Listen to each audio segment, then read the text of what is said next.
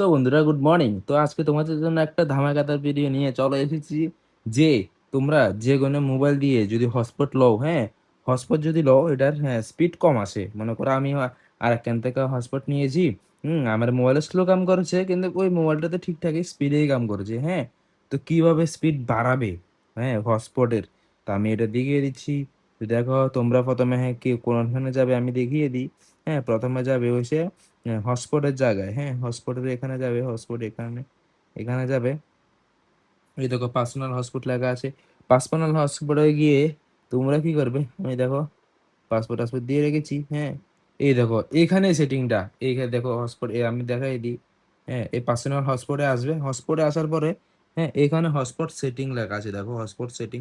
এখানে ক্লিক করবে। এখানে ক্লিক করার পরে এখানেই একটা সেটিং আছে, যেটা তোমরা অন করলে হ্যাঁ মারাত্মক স্পিড আসবে, মারাত্মক স্পিড।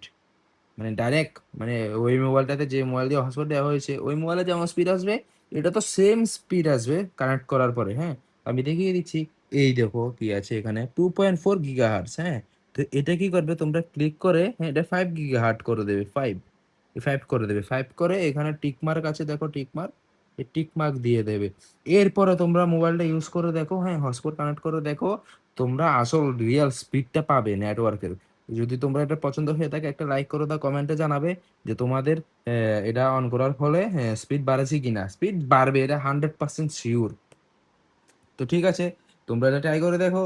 তো ঠিক আছে, আজকের জন্য এতটুকুই। ভালো লাগলে একটা লাইক করে দেবে, শেয়ার করে দেবে তোমার বন্ধুদেরকে, যারা যারা জানে না এই যে সেটিংটা। হ্যাঁ, তো ঠিক আছে, নেক্সট ভিডিওতে দেখা হবে। বাই।